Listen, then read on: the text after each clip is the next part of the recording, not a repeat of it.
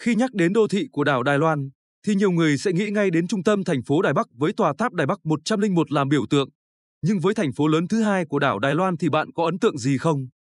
Trong video ngày hôm nay hãy cùng kênh tìm hiểu về thành phố Cao Hùng ở Đài Loan. Thành phố Cao Hùng nằm ở phía tây nam của đảo Đài Loan, nó nằm gần cửa phía nam của eo biển Đài Loan, án ngự tại kênh hàng hải quan trọng ở eo biển này. Từ những ngọn núi ở dãy núi Trung ương đến những thung lũng nằm sâu trong núi và đồng bằng phù sa gần biển.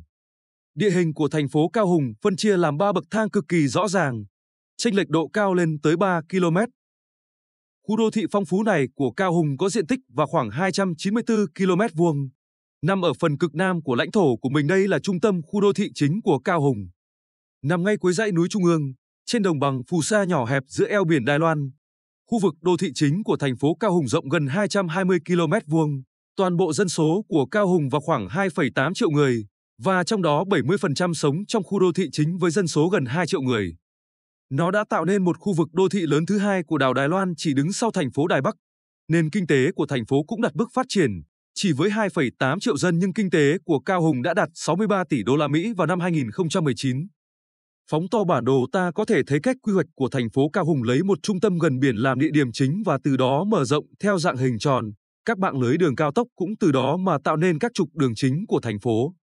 Giữa các trục đường chính, các con đường lớn nhỏ đan chéo nhau, tạo nên một hình dạng quy hoạch hình ô vuông và hình thoi rất quy cũ.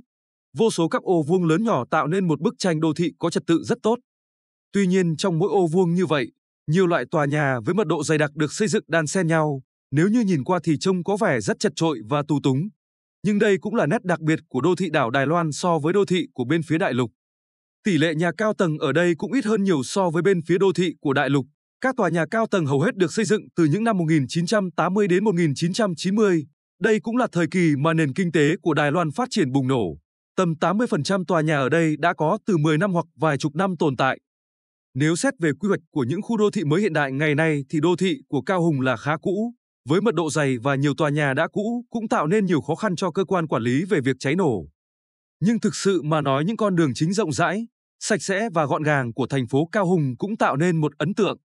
Mặc dù đô thị đã cũ nhưng không hề lộn xộn, thực tế Cao Hùng cũng đáng để nhiều thành phố khác phải học hỏi về quy hoạch. Đối với mỗi thành phố thì thường sẽ có một trung tâm phồn vinh, và Cao Hùng cũng không phải là ngoại lệ.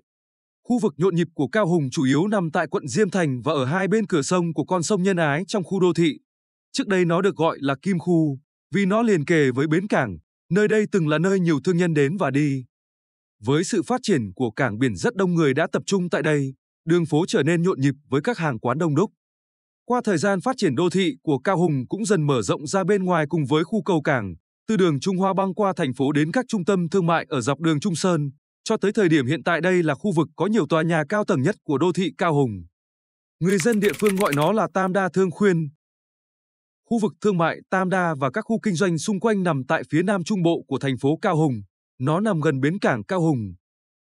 Nhìn từ xa, hải cảng và thành thị kết hợp, kéo ra một đường giao thông đô thị của một thành phố biển tuyệt đẹp. Đồng thời nó cũng đại diện cho hình ảnh thành phố Cao Hùng. Trong nhiều tòa nhà cao tầng của khu thương mại, tòa nhà cao tầng với hình dáng ấn tượng này nổi bật giữa đám đông. Mình tin rằng nhiều người sẽ ấn tượng với hình dạng đặc biệt này của tòa nhà. Hiện tại đây là tòa nhà cao thứ hai tại Đài Loan. Nó có tên là Cao Hùng 85. Tòa nhà Cao Hùng 85 này được hoàn thành đầu năm 1997. Nó đã tồn tại ở đây hơn 20 năm, với tổng chiều cao tòa nhà lên tới 378 mét. Đây là tòa nhà tổng hợp với khu văn phòng và thương mại và nhà ở. Phần đế của tòa nhà gồm hai tòa tháp đôi cao 40 tầng. Từ hai bên trái phải của đỉnh hai tòa tháp đôi, một tòa nhà nữa mọc lên với 45 tầng. Nằm giữa hai tòa tháp đôi có một khoảng không rộng gần 100 mét được hình thành. Ba tòa nhà cao tầng này nhìn giống như được xếp chồng lên nhau, kết hợp lại thành một loại kiến trúc vô cùng độc đáo. Ngoài hình ảnh của thành phố hiện đại, các cảng biển lớn tấp nập là một chủ đề thú vị của thành phố Cao Hùng. Cảng Cao Hùng nằm ở bên trong vịnh biển ở phía nam của thành phố. Đây là một hải cảng nước sâu tự nhiên vô cùng tuyệt vời. Toàn bộ khu vực cảng có diện tích gần 30 km², chiều dài của bờ biển đã lên tới hơn 18 km, tổng cộng có hơn 80 vị trí cho tàu neo đậu, tổng sản lượng thông quan gần 10 triệu container. Và nó cũng đã trở thành cảng lớn nhất của Đài Loan hiện tại. Đây từng là một trong 3 hải cảng lớn nhất của châu Á. Hình ảnh của cảng có thể nhìn được rất rõ từ bản đồ vệ tinh, có nhiều cơ sở lưu trữ dầu khi nằm trong khu vực cảng và một cơ sở lọc hóa dầu quy mô lớn. Trên thực tế, cảng Cao Hùng tiếp giáp với hành lang vận chuyển năng lượng của châu Á. Thông qua kênh vận chuyển thuận lợi, Cao Hùng ngày nay đã trở thành trung tâm lọc dầu lớn nhất Đài Loan. Bên cạnh đó, bãi cảng container của Cao Hùng với rất nhiều container và tàu chở hàng ra vào cảng đang cho chúng ta thấy cảng này bận rộn như thế nào. Cao Hùng từng là một trong 3 khu vực cảng container hàng hóa lớn nhất châu Á. Mặc dù bây giờ dưới sự phát triển nhanh chóng của các cảng ở phía đại lục, thông thương hàng hóa của Cao Hùng đã bị vượt qua rất xa và con số chênh lệch ngày càng lớn, nhưng kích thước và sức mạnh của nó vẫn không thể đánh giá thấp. Cao Hùng lưng dựa núi mặt hướng biển, phát triển nhờ có cảng biển, nó đã trở thành thành phố lớn thứ 2 của Đài Loan. Và đây cũng là phần kết thúc cho nội dung của video ngày hôm nay. Những bạn Việt Nam nào từng làm việc tại Cao Hùng hãy để lại một bình luận nhận xét về thành phố này nhé. Như thường lệ, hãy đăng ký kênh YouTube Khám phá Trung Quốc nếu như bạn chưa thực hiện việc đó. Xin chào và hẹn gặp lại ở những video tiếp theo.